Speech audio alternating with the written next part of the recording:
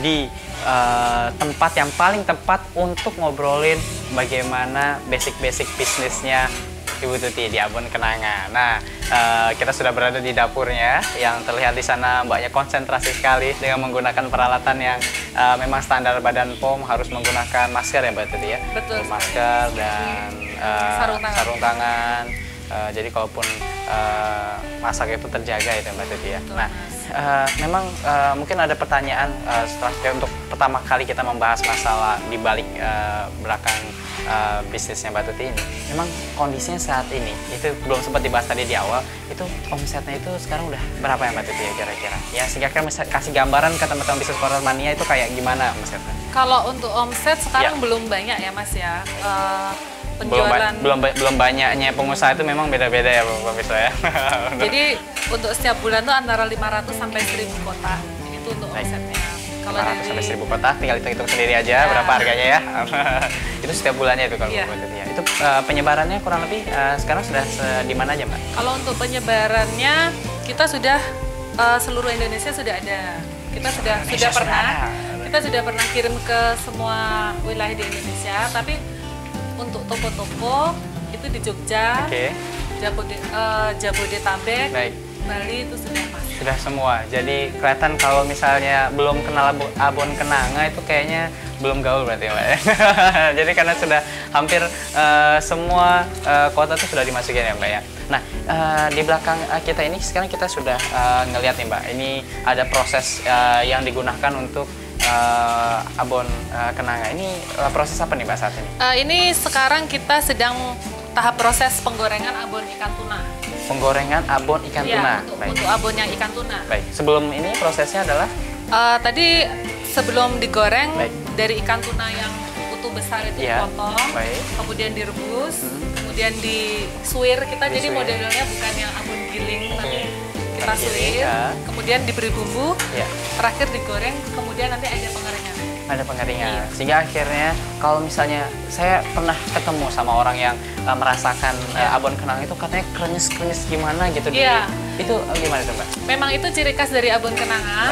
Kita abonnya itu kering, renyah. Ya, jadi kita proses pengeringannya cukup lama ya. Jadi nanti hasil akhirnya itu lebih kering sehingga volumenya lebih besar. Jadi untuk informasi aja, kalau di pasaran abon itu satu bungkus 250 gram, itu abon kita 150 gram hampir setara dengan 250 gram karena volumenya yang besar. Volumenya besar, berarti nggak blebes. Nggak blebes ya? Iya betul. Nah jadi bisa dilihat di sini bisnis corner mania ini proses untuk sampai pengeringan Mbak ya. Berapa lama kira-kira kalau proses ini? Kalau untuk penggorengan sendiri antara 30 menit sampai 1 jam. 30 menit sampai 1 jam. Kemudian masuk ke mesin pengeringannya kurang lebih 3 menit 4 menit. 3 menit 4 menit. Ya akhirnya nanti sudah sampai tahapan itu baru dikeringkan saja atau ditunggu? Iya, kita dihambur-hambur. Dihambur-hambur. Terus sudah siap untuk dikemas. Habis itu langsung kemas. Kayaknya cukup simpel ya, cukup simpel tapi mungkin itu hebatnya kali ya, sentuhannya orang-orang. Kalau saya disuruh kayak gini juga mungkin rasanya beda ya. Itu yang memang orang khusus yang harus ngulek-ngulek ini Mbak. Iya, jadi kita kalau misalnya yang belum biasa, itu nanti bisa gosong, bisa kurang mateng, itu nanti berpengaruh sama hasil akhirnya. Hasil akhirnya. Dan karena diawasi langsung sama Mbak Tuti sama Mas Agung ya. Oh itu suami tercinta ya. itu langsung dia dijaga supaya memang ini tidak gosong, tidak kurang mateng. Tidak kurang mateng. Jadi memang rasanya itu pas gitu ya. Bisa terlihat langsung pemirsa, ibunya sudah dari tadi konsentrasi full. Bu, boleh Bu melihat Bu ke sana? Ya, senyum boleh ya. Ya. Nah, ini yang unik Mbak. Mungkin banyak pengusaha yang dia juga berusaha untuk membuat usaha berbagai macam. Dan untuk tantangan di abon itu sendiri, dia kan dia harus berani terjun ke dapur, dia harus berani juga terjun ke pengemasan segala macam gitu kan. Nah, kenapa kok tertarik Mbak Tuti itu tuh ke arah bisnis abon ini? Kenapa nggak bisnis yang lain misalnya? Pertama saya hobi masak.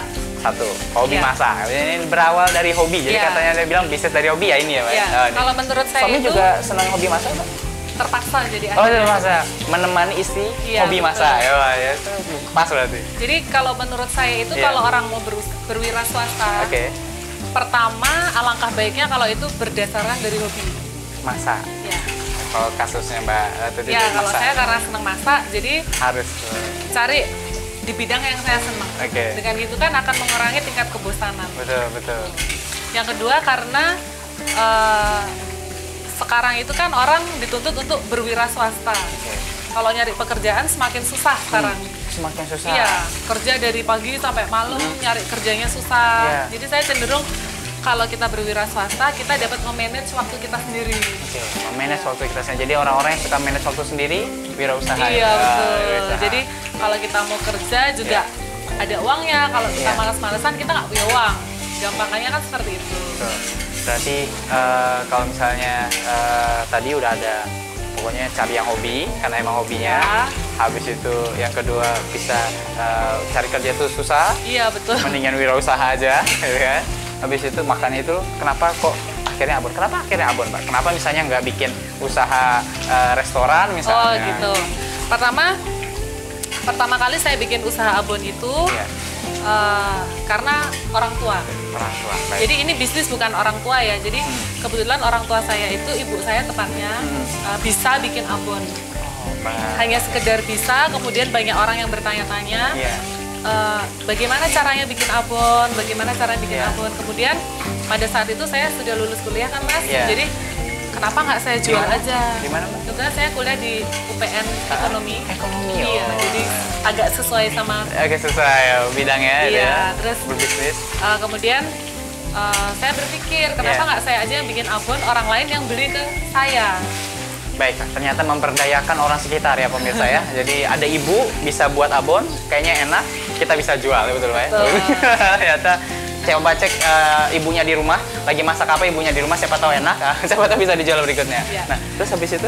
Kemudian itu tadi kita tawar-tawarkan, kan pertamanya memang nggak gampang ya Mas ya, sampai akhirnya ini abon apa? Pertama nggak gampang, ini dinotkan. Ternyata nama usaha pertama nggak gampang. Emang wajar deh, kalau saya sekarang lagi usaha, susah, wajar ya Mbak ya? Wajar. Kalau untuk yang pertama-tama memang pertama-tama wajar. Habis itu Mbak? Habis itu saya kemas kan, terus ini abon apa? Terpaksalah tadi balik lagi ke brand Kenanga. Brand Kenanga. Waktu itu kan apa ya namanya? Kebetulan saya tinggal di Jalan Kenanga. Langsung aja kepikiran. Kemudian jalan terus pakai abon Kenanga. Dan entah bagaimana sampai sekarang pun akhirnya berkah dan akhirnya nggak ada masalah ya Mbak ya. Nah, berarti pas Ibu pas dicontek cara membuatnya malah senang atau malah kayak royalti ini ya? Enggak, pertamanya senang aja, cuman senang kan karena dilestarikan. Cuman kadang ada bercandaan, mana royaltinya? Jadi idenya dari Ibu, tapi Mbak Tuti ini yang mengimplementasikan sampai dia jadi bisnis ya Mbak ya. Memang tantangan awal ya, tapi? Enggak, tapi kalau saya milih, alasan kedua kenapa saya milih abon? Abon, betul. Karena saya pengen yang berusaha yang modalnya itu nggak besar. Usaha modal tidak besar. Nah, pertanyaannya berapa modalnya Mbak? Nah, di awal. Sebelum saya jawab kan biasanya orang kalau berusaha itu terkendala, saya nggak punya modal. Betul. Apakah Anda salah satunya bisa Karomania? Itu? Jadi saya pertama kali tahun 2004. Untuk pertama kali itu 2004 baik. 2004 awal-awal itu saya hanya pakai uang 500.000. Nah, sekarang yang ada 500.000 di tabungan kayaknya udah bisa bikin usaha ya Mbak. Mungkin kalau sekarang 1 juta Mas. Oh, 1 juta. Udah naik ternyata. 1 juta boleh lah 1 juta. 500.000 dan alat-alat yang digunakan itu alat yang sudah ada di rumah. Baik, jadi tidak butuh modal besar. Tidak perlu modal besar karena apa? Berdayakan yang ada, betul. Di rumah ada kulkas, bisa dipakai kulkasnya. Di terutama rumah ada kompor gas, bisa dipakai kompor gasnya. Tuh, terus kemudian dari 500.000 itu saya masih menggunakan peralatan milik orang tua. Baik. Jadi pakai aja dulu. Ya, sedikit demi sedikit menabung. Jadi untuk pertama